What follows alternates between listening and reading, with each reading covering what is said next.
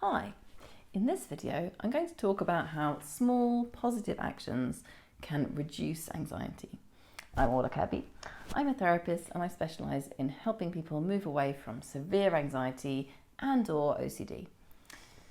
So, if you've ever experienced anxiety, particularly severe or intense anxiety, it can be a very difficult thing to be experiencing and to be trying to manage. So I've pulled together some resources and ideas here on how you can use small positive actions to really reduce and bring down anxiety. I'm going to list those first and I'm going to go through each one in more detail. So first of all, creativity, using a skill or learning a skill, seeing people you really like, writing down 10 good things each day, being active and being outside. Okay, so creativity. What sort of thing could we do to tick this box and how is it helpful in terms of reducing anxiety? So by creativity, I am using the widest possible definition here. So anything that feels creative to you, ask yourself, what do I think of when I think of creativity? And what have I done in the past that is creative in some way that I've really enjoyed and that afterwards I felt better or that I really enjoyed while I was doing it?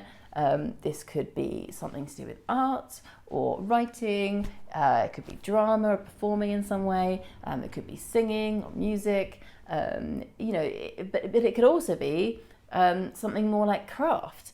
Or, it could be embroidery, or it could be baking, it could be making things out of wood, it could, and I'm only mentioning a handful here, right? I'm sure you yourself know what you mean by creative. And, when we become creative, we're using our whole brain in a way that's very rich and enjoyable, and that does marvellous things for the way that our brain functions and works. And of course, this could be very high level creative activity, or it could be, the very most basic thing, like just drawing a picture with your kids very quickly. And it could be, there's a whole range in between. And any and all of this is helpful. I suppose that's what I'm just wanting to get across. And it's helpful because we use our whole brain very fully when we're in a creative state. That thing that we do when we link one idea or thought over here with another thought or idea or experience or memory over there, and we link them together and we make a new thing, right? We're creating something, we're making something new. That is very powerful, and it's something we can only do because we have a cortex, because we have a rich, complicated, highly developed and evolved cortex. The primitive mind, the earlier mind that is associated with fight or flight, doesn't actually have an imagination, doesn't have that kind of creativity. So by engaging with creativity, we can promote more cortex-led activity. And if you'd like to know more about what I mean by cortex-led activity and why that's so beneficial for us and our brain and how it can move us away from anxiety very successfully, have a look at orlakirby.com/how your brain works, and that will explain that in more detail. Okay, using a skill. This is really any skill, again, so it could be that you're going to learn a language or use a language that you already know. If you know French, you could just read a book in French and that's going to help. It could be any skill, right? I probably can't list out all the skills in the world. And of course, the creativity and the skill could overlap. You might have something you do that is kind of a skill and kind of creative as well, and that's great. But what I'm saying is that all skill, any use of skill at all, or learning a new skill, using a skill you already have, or developing a skill, even if there's no creative elements, this is still going to be hugely beneficial for your brain, because again, the kind of complex skill learning part of our brain is the cortex. It's this part of our brain, and when we engage very richly with this part of our brain, it's great for promoting calm, promoting well-being, promoting happiness, connecting us with who we really are as a person, with our interests, our values, our beliefs, and what we want to do. And it promotes more of that kind of thinking and less of a more anxious kind of thinking. So skill, very, very useful. You could ask yourself, just write down some things you do that are skills. And could I use them more in some ways, the ones that I really enjoy? Is there a skill I've always wanted to learn and I've just never got around to it? Maybe have a go. And it doesn't have to be a huge amount of time. Just a small amount of skill use each day can be very helpful for mental health and for reducing anxiety. Seeing people you like, right? This is almost one of the most obvious ones. I'm sure you just had that experience sometimes of seeing someone you really like and immediately feeling calmer or happier or just better in your own skin. Particularly if it's someone you really love and you really feel comfortable with. There's an immediate sense sometimes of, that being lovely. However, interestingly, it's kind of good for us even if we're not feeling like it, or even if for us it is associated with anxiety. So sometimes, of course, people can have a social anxiety or be anxious about a particular relationship or meeting people in a particular kind of place or a particular kind of meeting or interaction, or maybe you could be nervous specifically about kind of unplanned interaction. And sometimes people can think, well, actually for me, people don't help with my anxiety. And of course, we all have different preferences in terms of, some people are more introvert, some people are more extrovert. So that's certainly true. And it's really important to know yourself and be aware of where you are and what is your optimum level of sociable and so on.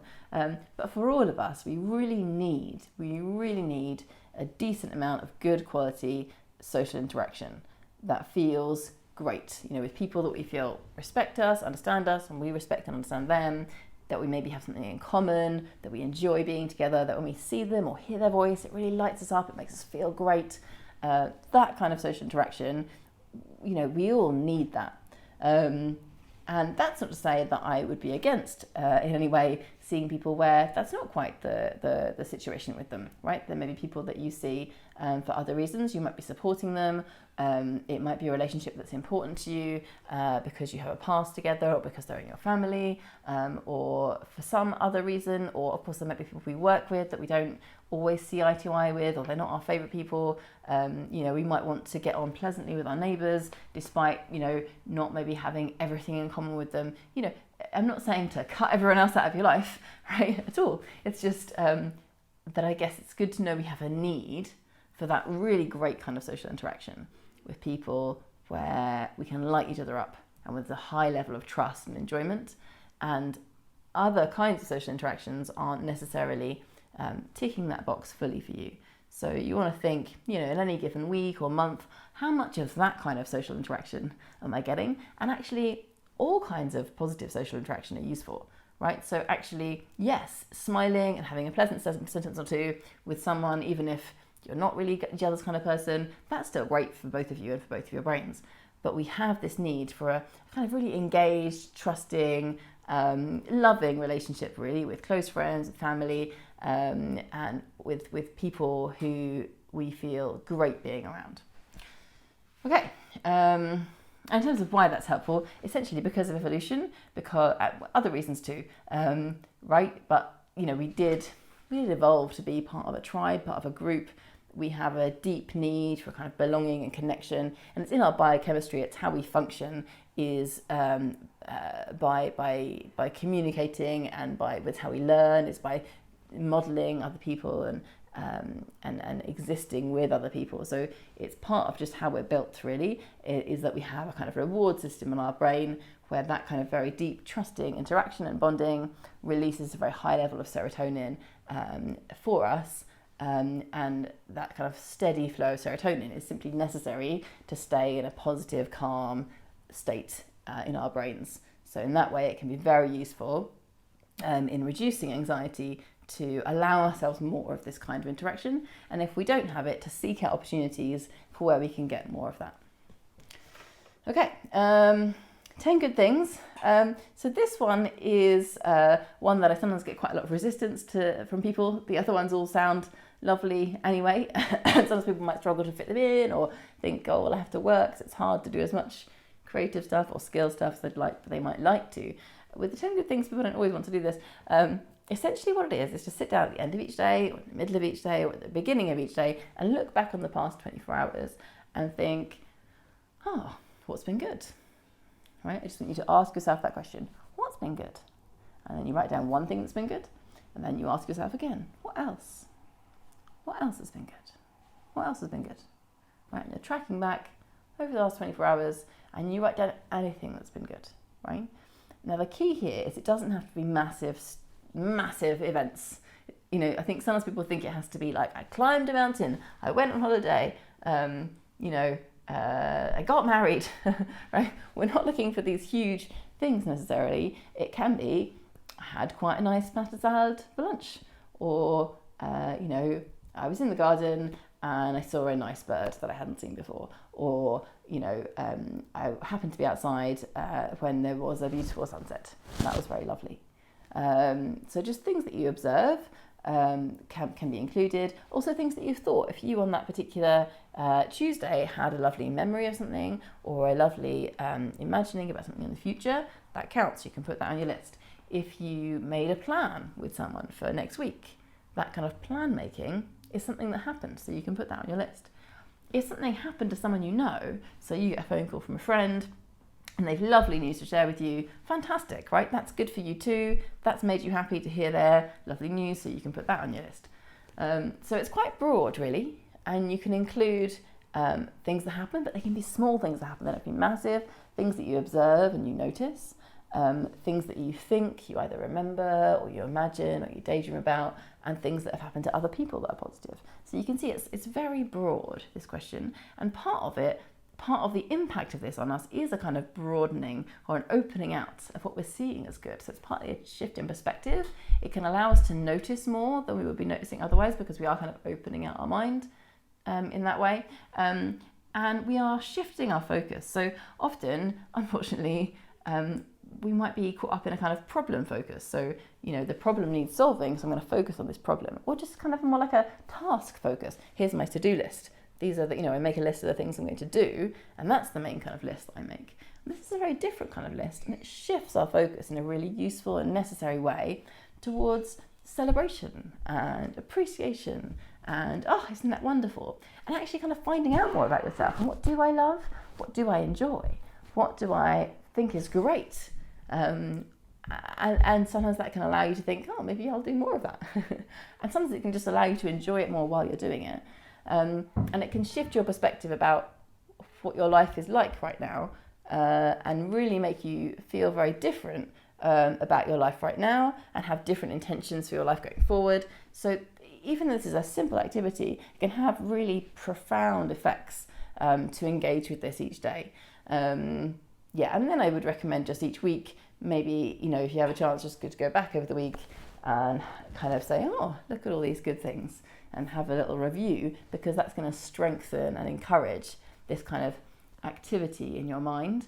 And again, it's making you more active in your cortex. In particular, it's activating your left prefrontal cortex, this kind of work, which is helping with your communication skills, your language skills, your kind of positive focus on the future, and also the more active we are here in the left prefrontal cortex, the more we can reach back into the whole of our cortex and access all of our creativity and our logical, rational thinking, and our ability to come up with new ideas, and to feel very calm and very confident about ourselves and about our lives and other people around us.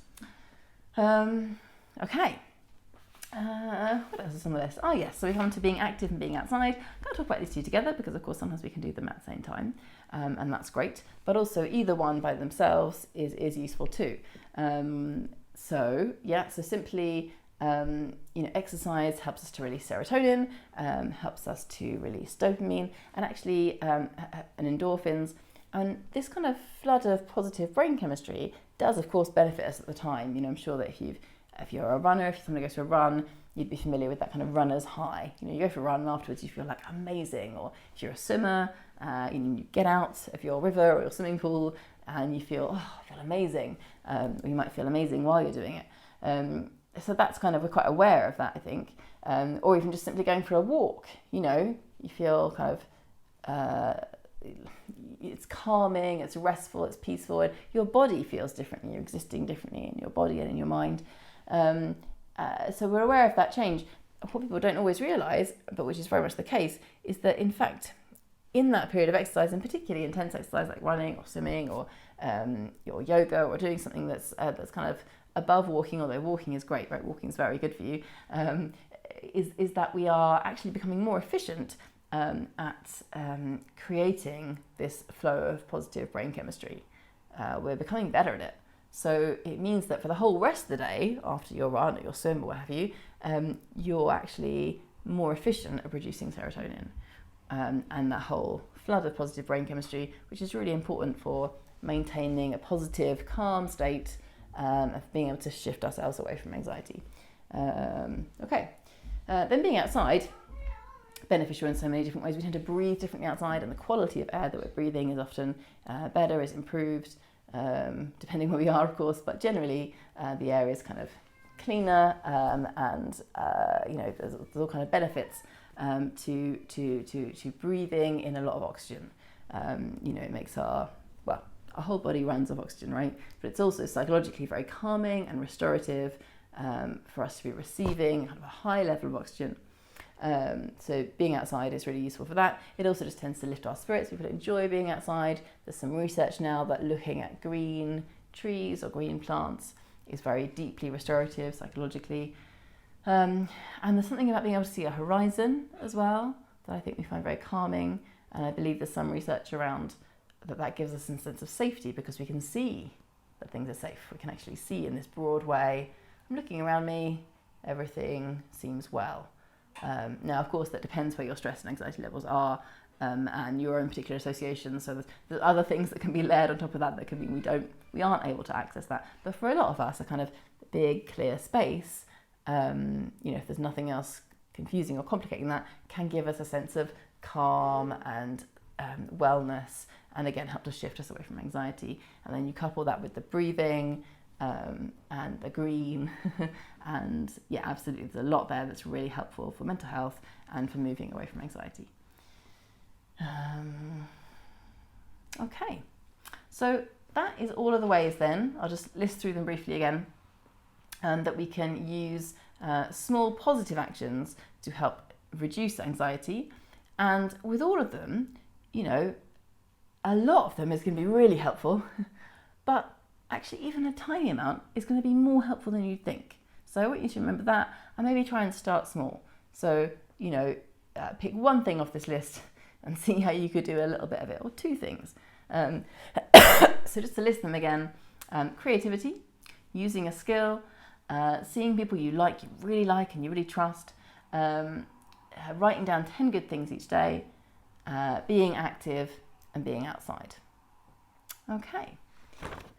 So thank you so much for watching. The next video in this series is going to be about using your imagination differently and how that can help to reduce anxiety. So I'd really recommend watching that one as well. Thank you so much for watching this video, and goodbye for now.